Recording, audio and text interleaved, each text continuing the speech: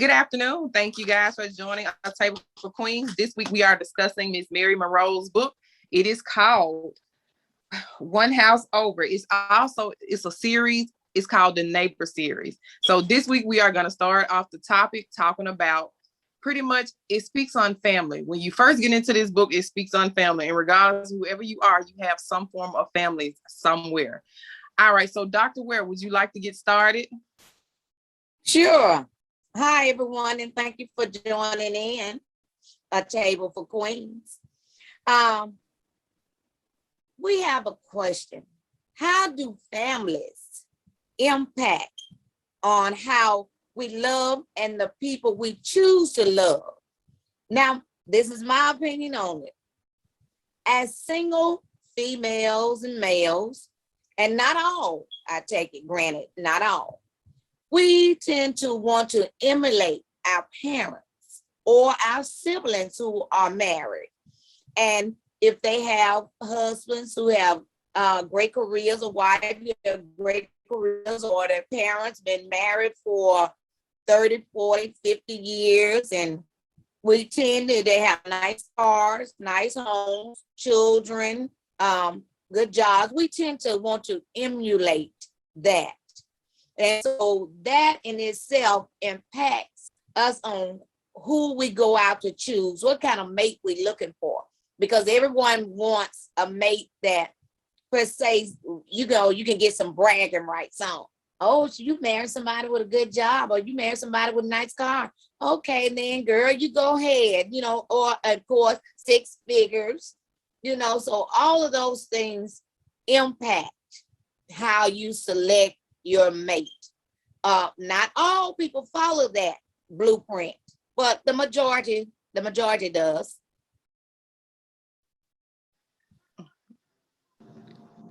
Miss Hooper?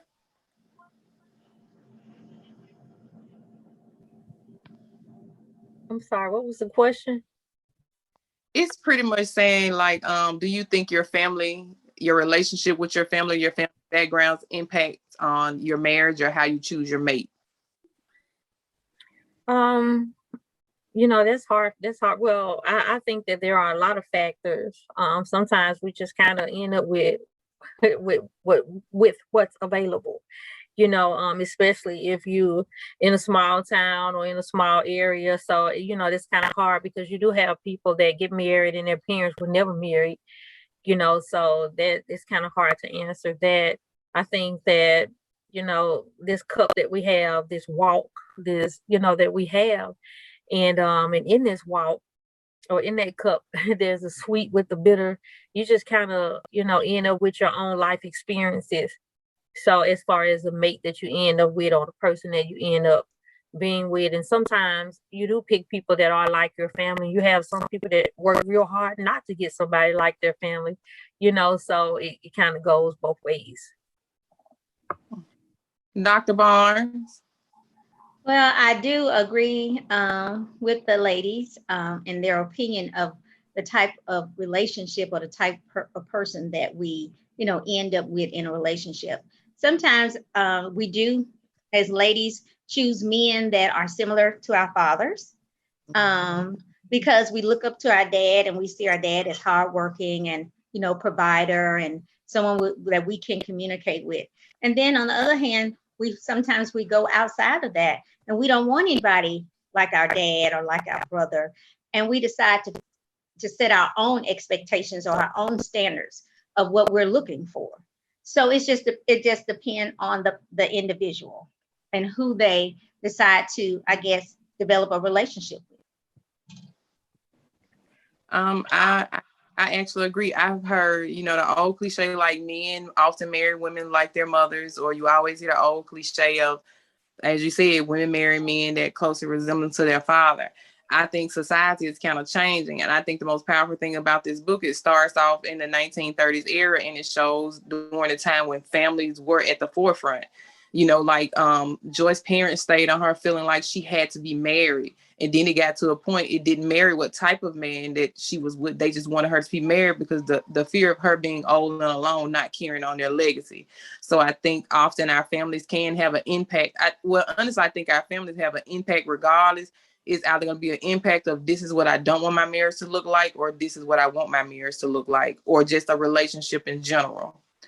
So can I say something? I think that with any person that you may get involved with, you're going to wonder, what my family is going to say about him, or what my family is going to say about her, or families sometimes ask deep questions, and so you may not be able to live up to what their standards are of how your life should be. But the most important thing is you decide how you want your life to be, and what your life and what your happiness looks like. And one mother point. And some things, like they, you look for someone that's gonna go to church, or have, children. But does any of those things that you desire have anything to do with love?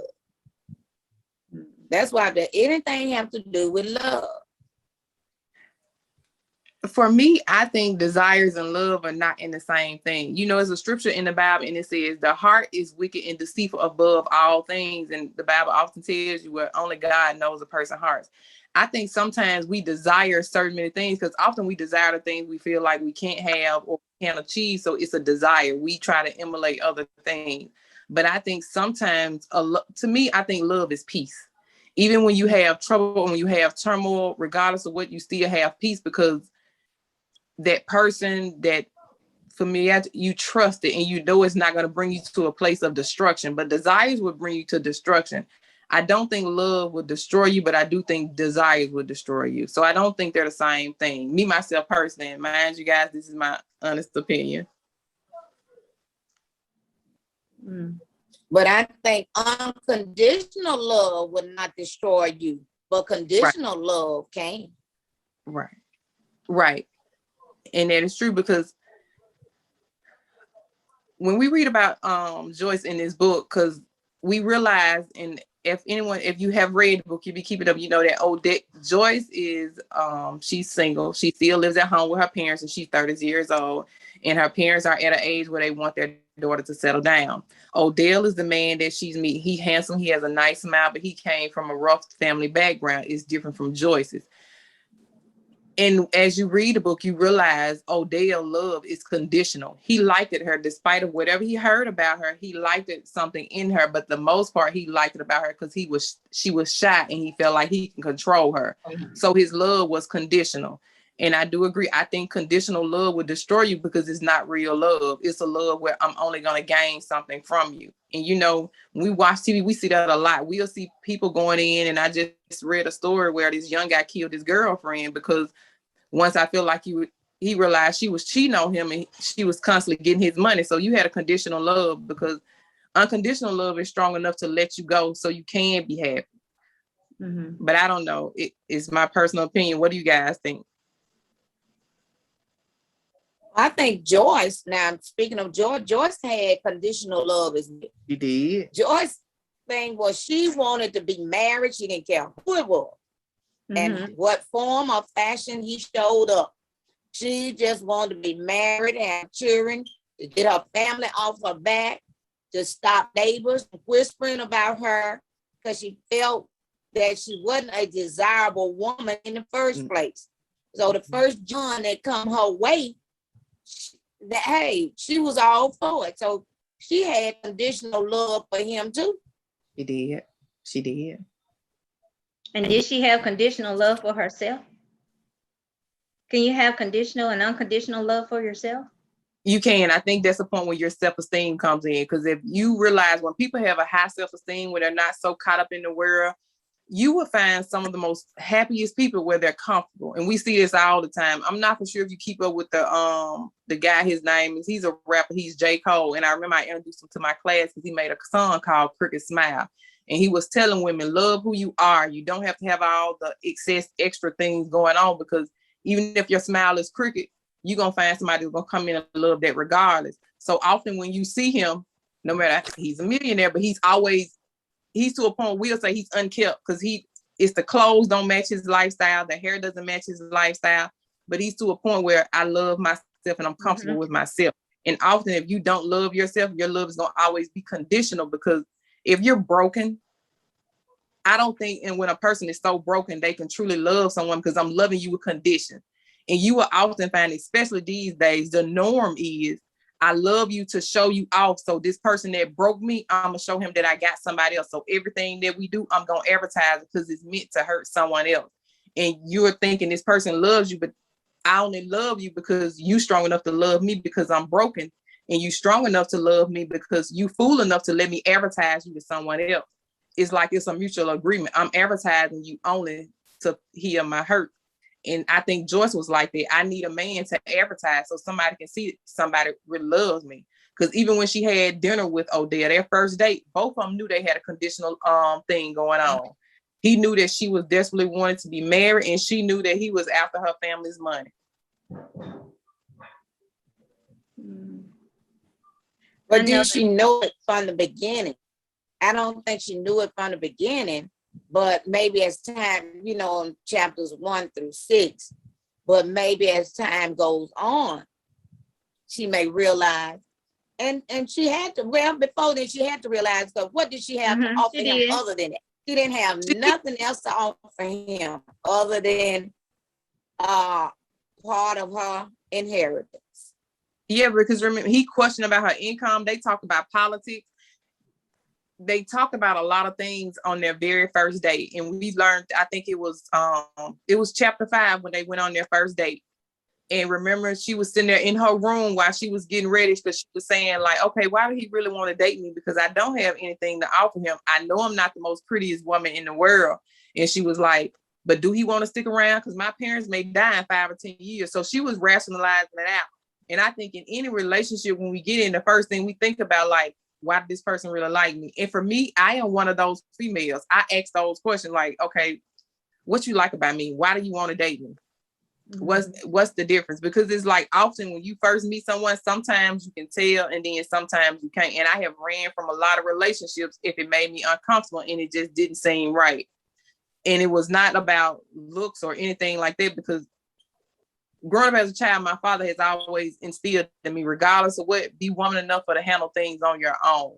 I don't know if it was a good thing or a bad thing, but it was one of those things that you are taught. That's even with loving. My love for myself or anybody else is always unconditional. The only thing I expect in return is just honesty and respect. Because I feel like if you trust in God, money and everything else is going to fall into place. Guilt of stressing about it, because when you have kids, you stress about a lot of things. But the unique thing with it in this book, Odell even admitted, I don't even know whether or not I have kids. Her thing was she wanted to break that curse of I'm this lonely spinster and everybody in town know that I'm lonely. Because remember, even the two characters in the beginning of the story that worked in the store, look how they described her. But when he met her, it wasn't even true how he describes her. And then, Coretta, I'm just opposite of you. I don't worry about what they see in me. I ask myself, what do I see in them? You know, I look to see what I see in them.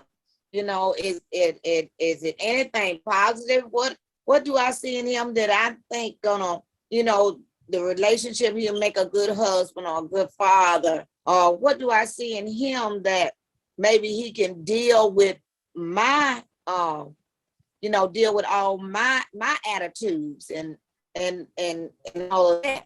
So I look to see what I see in him, because I'm, you know, me myself, I be saying, well, I'm okay, ain't nothing wrong with me, you know, knowing I got flaws and stuff, but ain't nothing wrong with me for me to question myself.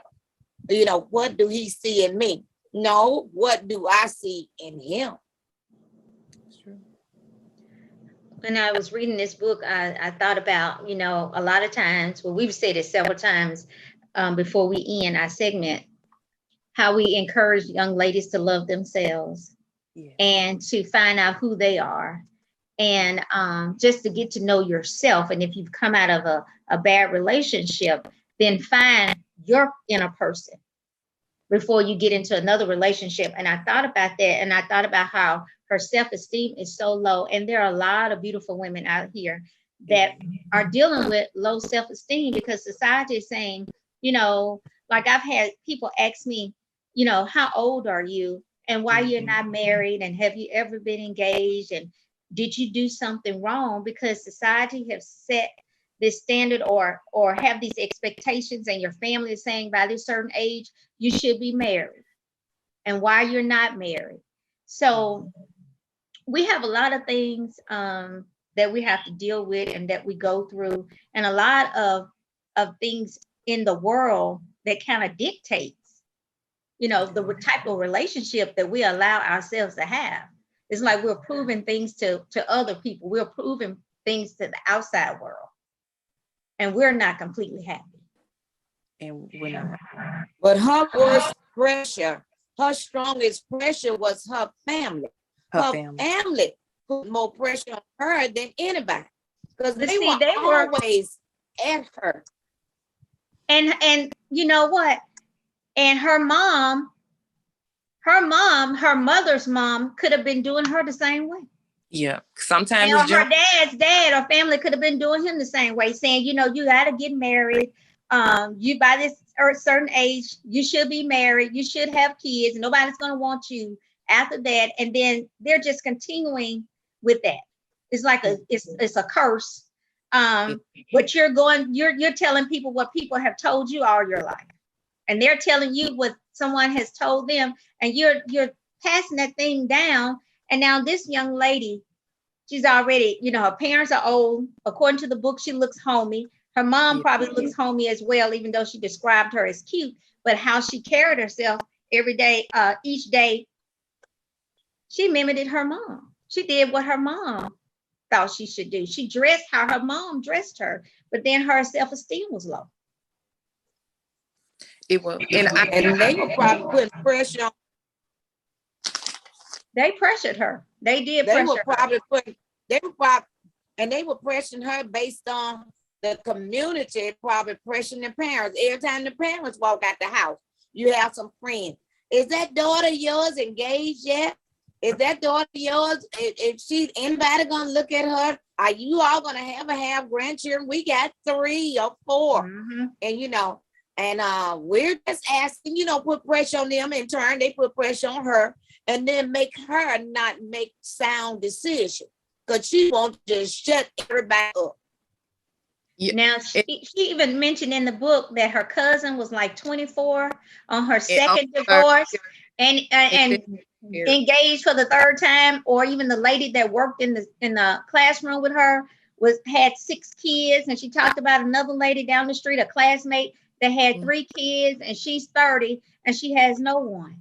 So she was still looking around at what was going on around her, and I guess she probably felt like kind of an outsider in a way, like, what can I really communicate with them about? I don't really have anything common with them because I have no spouse.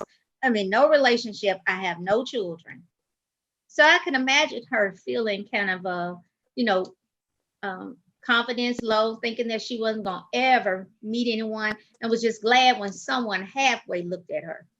And then he was a handsome guy, and he told her from the beginning he came from a broken home. His mom died when he was 10 of tuberculosis, so she knew he had some of his own issues. And from that conversation right there, I'm pretty sure it registered in her, because mind you, when she asked him a specific question, he was like, "Oh, I know what she's doing," because me and her doing the same thing.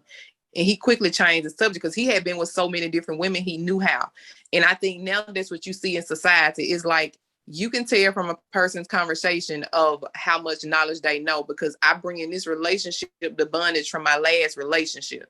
So you will find certain women that'll know more than men because they have dealt with so many different guys. So I know the weaker ones from the stronger women. And just like he picked up, she's shy. So he knew he could have some form of control over her. So he loved the ideal of, you are the weaker vessel, not in the weaker vessel of you need me to a sense. You are the weaker vessel where you're desperate for me. So, and he was even more attracted to her because you're desperate for me. And society does not make that okay. It's like, it's not okay to be single, because if you're single, now I can take advantage of you because they feel like you need me. And we'll drop our standards of, well, he got a good job, so he can do this for me, he can do that for me, but he's not feeding my soul.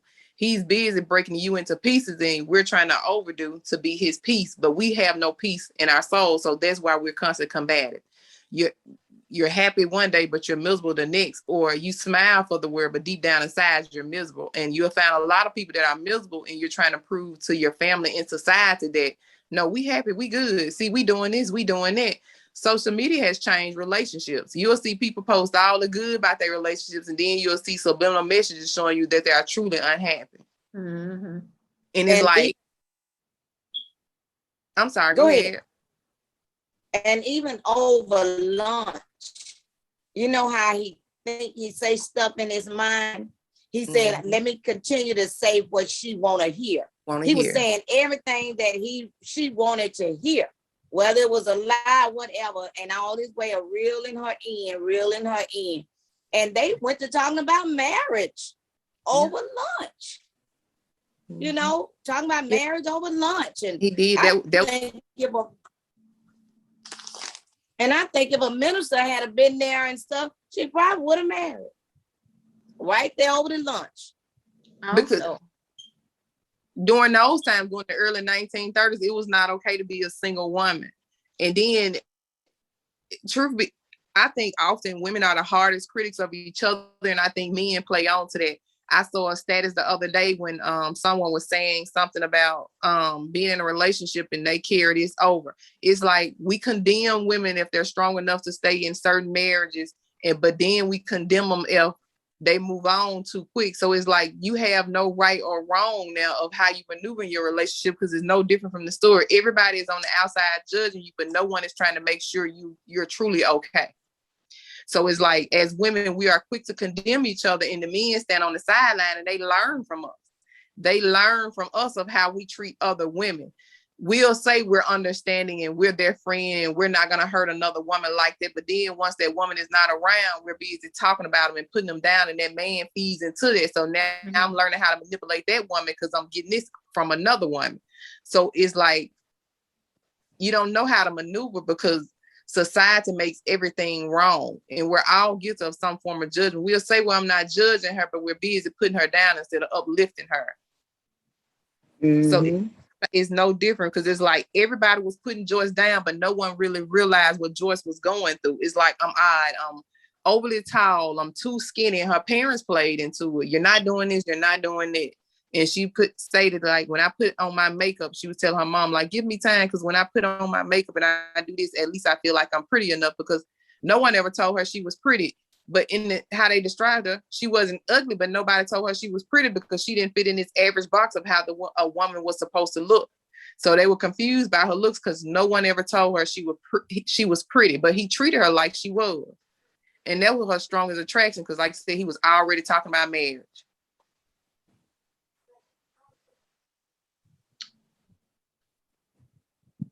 Joyce knew he was not the man, probably a man that she would normally date, but she was just glad to have the attention of a man. She talked about his grammar.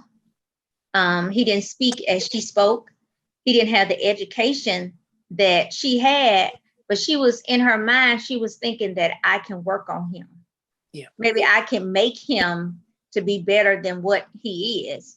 And so she had that in her mind. I can fix him. Yeah, I can fix him. I can fix him. Fix him. And that's a good example of how we have these standards. You know, we're supposed to pray specifically what we want. And if we're praying specifically for this type of spouse that we want, and we have these expectations, we bring them down when we meet someone, just to say that we're with someone, or just to be happy that someone is looking at us, or taking the time out of their lives to give us some attention. So we end up with guys that we know that we're not compatible with, or equally yoked with. Yeah. And I thought about that with Joyce, because she had these stands. She wanted a man, and she was glad a man was looking at her. But then she also talked about how he spoke, and she talked about, his education. and the jobs that he had. And even she talked about where he lived, knowing that she would normally look at a guy that lived in a place where he lived, but she was just so happy to have the attention of a man. So she lowered her standards. And I think me that as well. I have heard men speak saying, well, I knew I ain't had no business with her, but she was blah blah blah blah blah.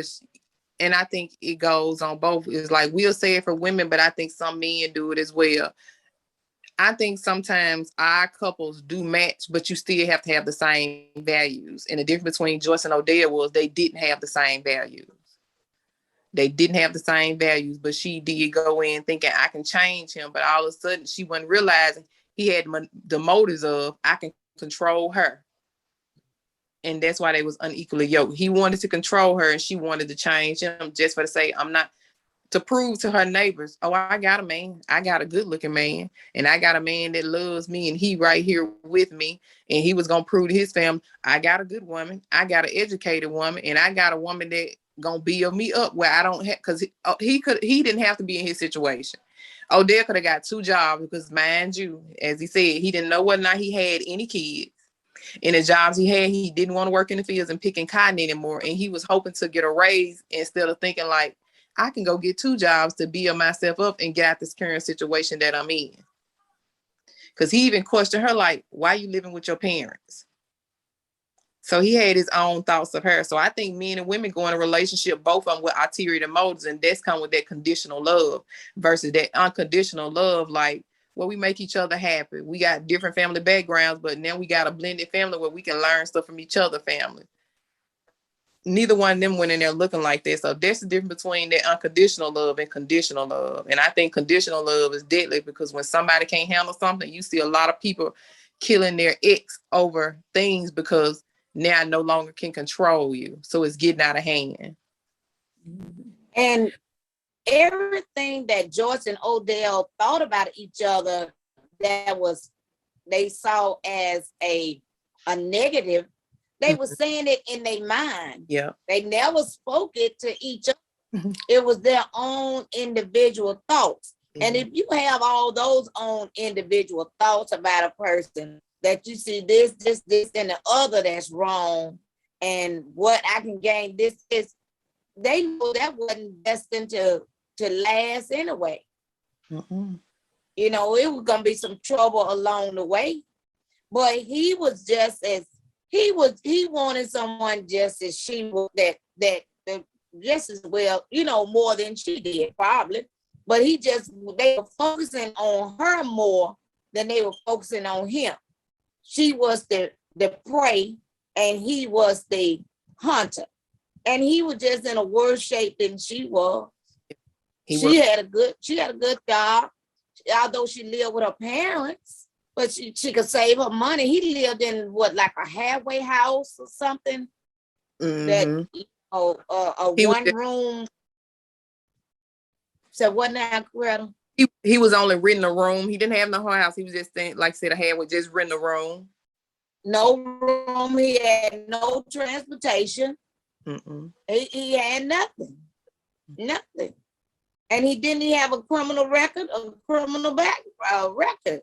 Didn't he have a criminal record? He had something he had done in his past. I'm not sure. I know he spoke on it, but he changed the subject.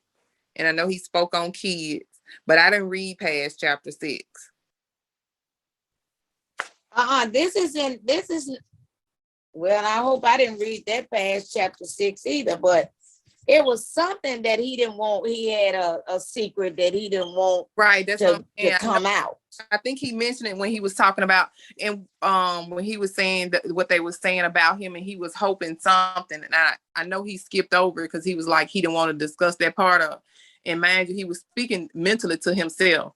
But what I did like about Odell, he was a man's man. When he shut down them critics, like letting them know, like, look, don't y'all talk about her no more. Don't come over here saying this. Because even when the older guy, now man, just an older guy, and probably was her father trying to go. 55 was saying how Joyce was chasing after him. It's like, look, this woman ain't this desperate. You talking about how funny looking she is. It's like, you know, people will do that. People will speak on your name knowing it's not true, but just to tear down your character. Because remember, the two people in the stores told Joyce down. They made her seem like she was just this desperate, ugly woman with nothing going on for herself. And remember, he didn't call her ugly, he called her mugly. Yeah, mugly. But from how they described him, he wasn't cute either. No, but they said he looked okay. He looked okay. And I think it's based on her height. It was her height that she was probably was giving her that was kind of look. She was tall and slim. And it was her height that kind of made her look odd. Mm-hmm. Because he did say she was tall and her mother was trying to get her to eat more because she didn't want her to get too skinny. So let's reflect on this. Do you think even your family, do you think your family is the one that where your self-esteem first starts from?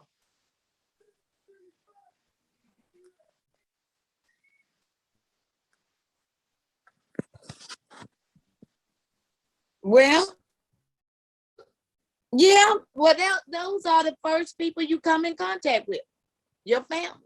Your family sets the foundation of how, you know, your life gonna go, or, you know, or how you tackle the world is what you learn in the household before you go out into the world, or while you're in school, high school, and what they give you in about college, their advice. So if they set the standard, if they say you're beautiful, you're smart, you're gonna make it, you got to tough it out, you're gonna do just that.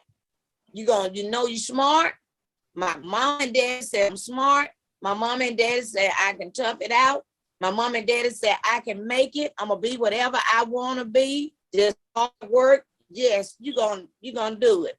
And vice versa. They said you'll never be nothing. You just gonna just sit around here, not gonna have no job, and not gonna have a good job, gonna have a house full of children, a no good husband. Some people believe that. Not everybody, but some people believe it. So I do believe it starts at home, from your parents, you know, how you're reared and what they say, the things that they say, whether it be positive or negative. And then is how you feel about yourself, because everything they say, you don't have to receive it. Are you gonna receive that? You know, and if that's how you're gonna go about your life, because a lot of things you don't receive, you don't receive it. I'll show you. You might have that attitude. I'll show you. I'm gonna show you. Just keep watching. I'll show you. I believe a parent's job is to protect, uplift, encourage, motivate, inspire their children.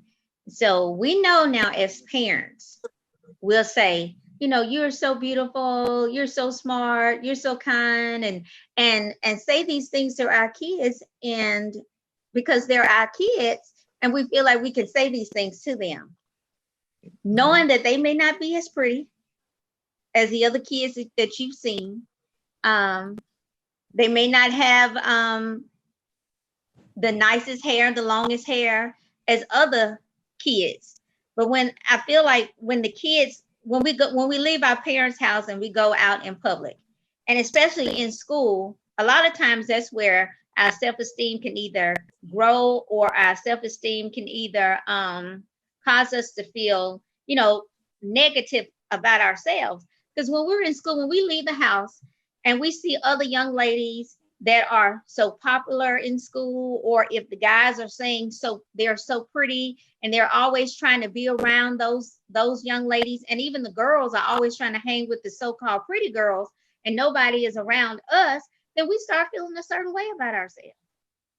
You know, am I good enough? Am I pretty enough? Why no one wants to be around me? Why the guys don't want to talk to me? Why I'm not popular? So sometimes those things can cause us to have low self-esteem. and think that, we're never going to be good enough. So it could work as, your parents are encouraging you and telling you. They're always, even the kids that we know, they're not pretty, we're going to say, oh, baby, you're so pretty. You look so cute. And we know ourselves, and it's not true. So I think a lot of times when we go outside of the house, that's when we really, our self-esteem, that's when we really start really looking at ourselves, looking at our outside appearance, not our inside. We're looking at our outside, and we're comparing our outside appearance to what we see, what society is saying that is pretty. Mm-hmm. And that's what I'm saying. What is pretty? Everybody has a unique makeup. Now, and like you said, McDonald, that is what society has said, that this is the norm. This. You got this, you got it. You done made it. But that's the parents come in, step in, and say, and tell you, you don't judge yourself by nobody else. Let you decide who you want to be and go on from there and do what you need to do. Don't let nobody else determine your path. You determine your own path. But I think working in the school system, that's one of the hardest things, because it's like you have to tell them, like, you can't listen to the world definition of beauty. You can't even listen to some of these boys around you, because these boys don't even know who they are. They going by what's pretty on what they desire, because often people desire the things what they feel like they can't have. You will find a man, if his self-esteem low, he gonna want a certain type of woman to build up his self-esteem. And that's the same way with a girl. You will find a girl, if she don't feel like she that pretty, she want that guy that's it to feel like they build up their self-esteem. When they can't achieve it together, they feel like, well, money, cars, and clothes gonna make me feel extra pretty or extra special. You'll see people that go to their grave constantly trying to fit into a box of what society put us in and what they said was pretty. But it's like you have to ask yourself, what is pretty? Because just because this group tells you pretty and they accept it, they don't necessarily make you pretty, because this star is on the inside out. Because as you said, God made all of us in his own image. We are all his masterpiece. But it's hard for children, because no matter how much you give them that positive affirmation, it's still hard, because school does play a pivotal part on them. You find a lot of kids committing self-esteem, and they can be some of the prettiest kids. And I'm not even talking about, well, I'm just building up and saying they pretty. I have seen this a lot in school. But if the majority don't say this person is pretty, then they don't nobody think they're pretty. Go along with it. Nobody. But if you can see the prettiest child, you be like, okay, why they don't like her? And then because they may be quiet or a little awkward. But you can find the most loudest girl that's not that pretty and the most messiest and do the most, and people are only her friend because they like because they have that desire to say and do anything they want, and that's what fits in now. Society wants this thing where I'm overtly sexy. I wear the longest hair, the most makeup, the longest nails, because that's what they telling us pretty now. And you'll find those same little girls in school and they not that pretty. And forgive me, Lord, because I'm not trying to judge anybody, but this is my own standard. That they're not that pretty, and it could be their personality, and everybody will flock to that person because they miss it, because they do so much, because they loud, and because they values and morals not right there, because they going along with everybody else. And that's because society tells them this is what pretty looks like. You got to roll your neck, you got to have the nastiest attitude, you got to say all the latest lingos, you have to trend on social media because this is what makes you pretty, all this extra stuff.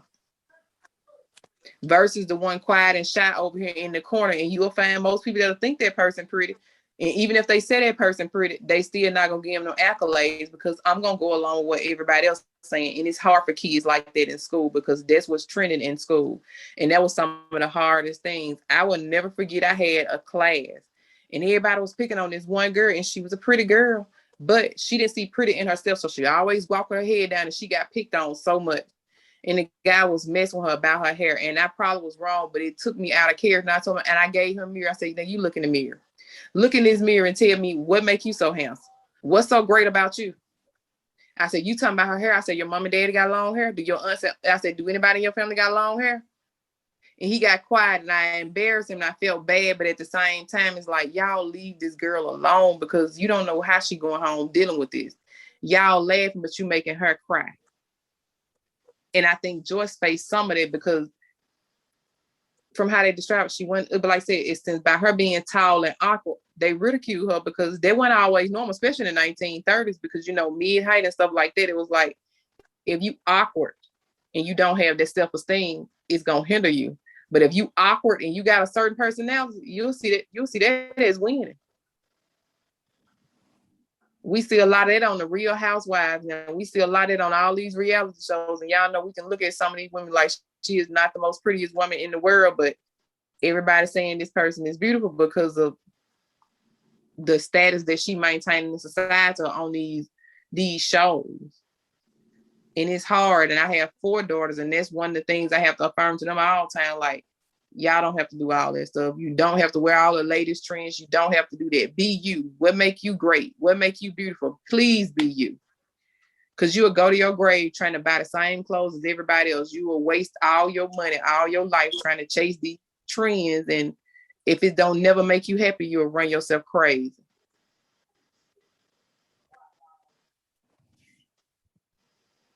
Mm-hmm. But do y'all think Joyce's desires was misplaced because of how her parents ridiculed her? Even though they loved her, because remember, he said he could tell how her parents loved her, but do you think that her desires were misplaced because of how her parents ridiculed her?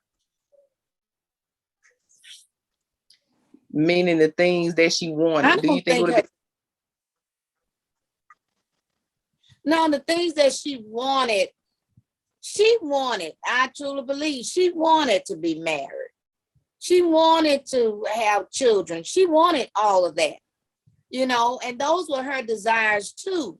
But it had come to a point where it was a burden, because every time she turned around, somebody was just questioning her or picking at her about, you know, not being married, not having children. And so she had a desire to do that, but they were just overbearing. So it made her like want to pick up the pace to shut everybody up. Yeah.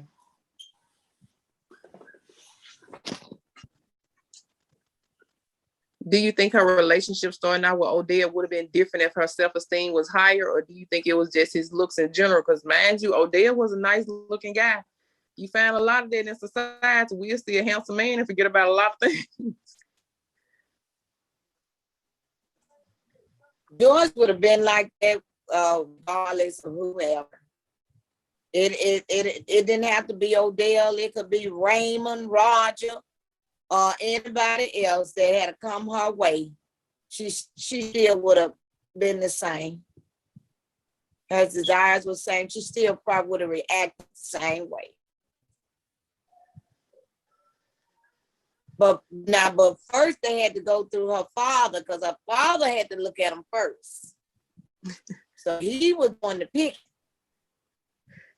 Yeah. Her desire. He was on the picking for her. He was searching. Huh?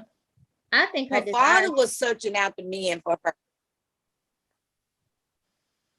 I believe that her desires would have been the same, because you know, if you recall in the book, she mentioned how she gave herself at 14 to this guy named Marvin, because she was glad he looked at her, and that may have been the only chance that she got to even be with a man. So, and according to her, he was just as homey as she was.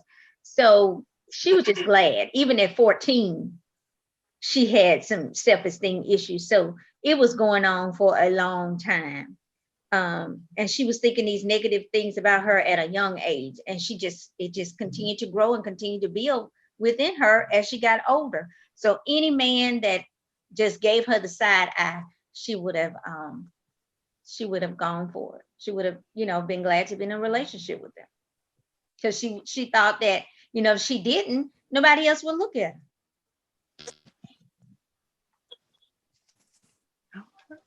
I think maybe it would have been different if her parents had affirmed her more and told her she was pretty and beautiful. Because like I said, even when she was at a young age, she lost her virginity young, like you said, because she gave it to she gave it away just because he paid attention to it. And it'll make you think, if he was a homely guy, why didn't their relationship work out, since both of y'all was one and the same? But maybe they was too much alike. But I think maybe it would have been a little bit different if they had just praised her more instead of pushed her more. And you wonder, how did they miss it when she was so young? Because nobody ever really spoke on the battle that she was having in the inside. Because she had a turn. Every day she had to wake up and realize, I'm alone. Nobody really wants me. And it made her desperate for the things. But it's like she had a good life. It's like you still can enjoy your parents. Most people can't say it, because she didn't realize that when she met Odell. It was like, Odell can't say he can enjoy his parents anymore. Remember, they briefly spoke on it, but at least she had it. She didn't realize her blessings because she was so busy focusing on the things that she didn't have versus the things that she did have. So I do think her desires would have been a little bit different if she had realized all the things that she did have versus the things that she didn't have. Because even when she was saying this girl was going to be married 3 times, she didn't focus on, okay, why is she going to be married 3 times? The lady with the 6 kids, she mentioned they were struggling a little bit. She didn't pay attention to the struggle. She just kept focusing on the things that she didn't have. Even for us as women, do y'all think we would be a little different in life if we focus more on the things that we did have versus what we didn't have? Yeah, I think that I agree, we would be different. And if you can't help what you know. So, and if you don't know, then you don't know. And if your exposure is limited, and it would have been good for her had she had the opportunity to be around some positive women, more than just her mommy and her daddy, because it's only so much mommy and daddy can do, and of course I know we have viewers with children, and those children end up in places. And no parent did not intend for their child to go in that direction, and they poured as much life into their child as they could.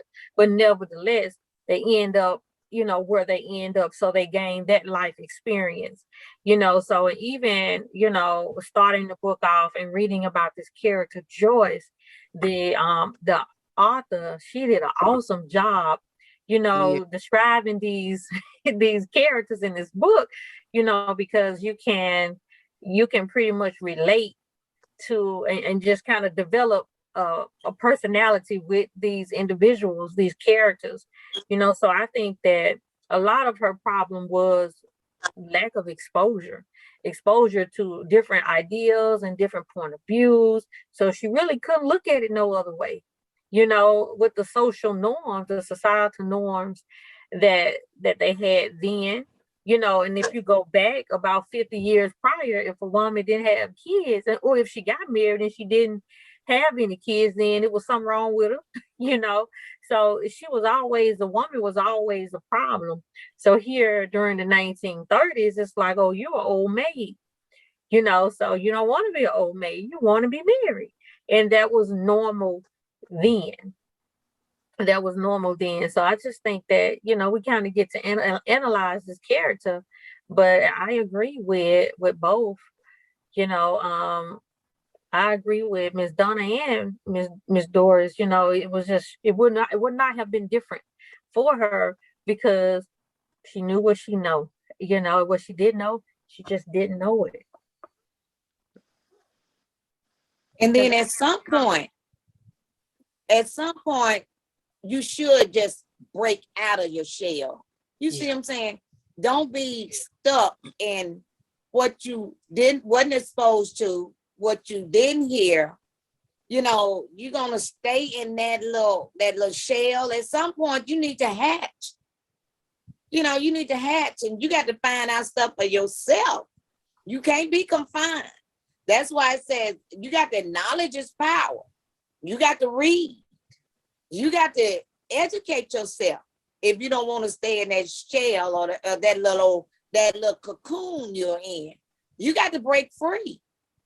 Yes, somebody, if nobody tells you that, to break free. Huh? Right. If nobody tells you that or educates you, along those lines, as simple as it may be, you won't know it. So, but life got a way of waking you up. Now, Joyce did try. She did. She read a lot. She said, Yes, she read a lot, and her mom, used to get on her about all the books, that she read. She just needed to read the Bible, and that was all that she needed. Everything she needed to know. Everything is in the It was Bible. in the Bible. So she did try to get some kind of viewpoint of how the other world was outside of where she was in Alabama, or what everybody else was doing, and she would find it in the books that she read. Mhm. So I think she did try. She did try to, I guess, get some kind of exposure by reading. Right, because remember what Odell said, he was like, her parents don't rule her like I thought they did, because once she got out to herself, he realized, like, no, this woman know a lot. She got a little more wisdom, but I think her biggest thing was she had some knowledge and wisdom, but her biggest thing was the thought in her mind, her self-esteem wasn't there. If her wisdom and her self-esteem met, Joyce would have been a powerful woman, and it probably would have helped if she had got out of that small town in Alabama and branched out for herself. Because just because people didn't accept you in that small town in Alabama, she probably could have moved and would have been accepted and seen as this most beautiful, powerful woman by herself and with her strength in another town. But sometimes we have to break away from all we know. And that could have been a hindrance as well, because that man, they stayed in a small town. They were segregated, and they was already coming out of the Great Depression. So not only was she oppressed in that house upon her parents, they was also coming out of the Great Depression, which it didn't expect affect her parents, because remember what they said, her parents were wise. They didn't put all their money in the bank and they didn't trust everything. But like I said, her mother kept condemning her, like, everything you need to read is in the Bible, nothing is in those books. Because she tried to experience with different type of clothing, even with the makeup. Like I said, she fed into herself, but it's like she didn't feed into the hunger that she had for that desire to be somebody different. And remember, Odell did, because he was like, and even in his last relationship, he knew his last relationship, like, nah, I don't need to jump into another relationship right now. He had enough sense to know, saying that I'm trying to get myself together. And he said one of the most powerful things, he paid attention to what a lot of people said. He listened and he paid attention. And that's how he could read Joyce. He listened, he paid attention to it at that dinner table, because he knew how to curve the conversation. He didn't have as much education as she did, but he did have enough street sense to pay attention when she avoided things and she shared what she wanted to share. And remember, he also said that he was smart enough not to tell all of his business. So I think that's what thing coming with the criminal background. He avoided that conversation with saying something about being with the law, and he knew enough to know, I don't want to get in trouble, but he didn't elaborate on why he didn't want to get in trouble. So I'm pretty sure it's more there. So chapters 1-6, we pretty much getting to know those characters, their personalities, and their strength, and how much common sense they actually do have. But I think since it's called the Neighbor series, I think we're going to realize how much society and everybody's impression of us really do have a weight on how we move, how we think of ourselves. That's even with our children. Even for the parents that's listening, like during that time it's Jim Crow. Sometimes we'll put our children in neighborhoods that are not the best for them, but because we feel it's the best for us. Because remember, they said they was living in segregation, but Joyce and them lived in the upper part where the people had more money, and they were the ones constantly judging her. Where Odell came from, everybody wasn't necessarily judging him. They was just too poor to realize that they were different. So that's what I'm saying. It's like, do you think society even plays a role on our self-esteem? Is it just, do you think society really has that much effect on our self-esteem where it determines our relationship?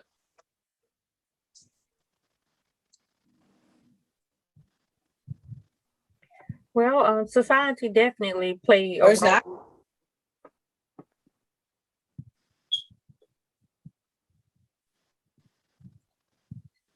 well, I can't put everybody in the same category that society play a role with everybody.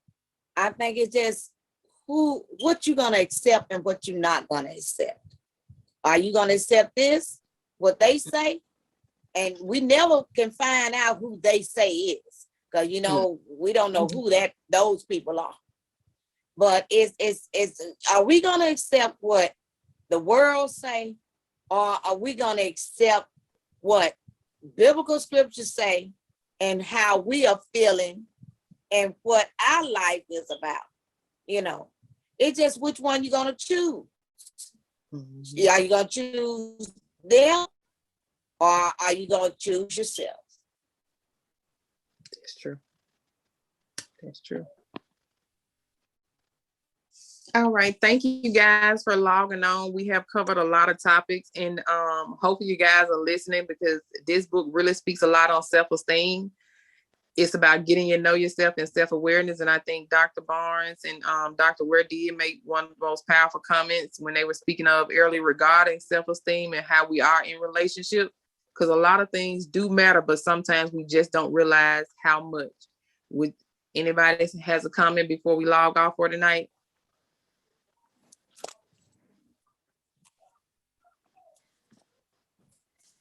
I comment for those our listening audience, parents, single, married.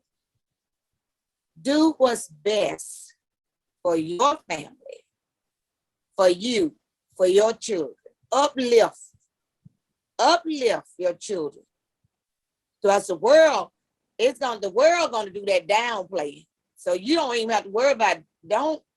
Don't degrade your children or down your children, because the world got enough for that to do that in itself. But uplift, love yourself. I wholeheartedly agree. All right. Thank you guys so much for logging on. We will be back next week. Next week, we're going to discuss chapters 6 through 15. So if you have not read, get the book, One House Over by Mary Monroe. It's a very powerful book.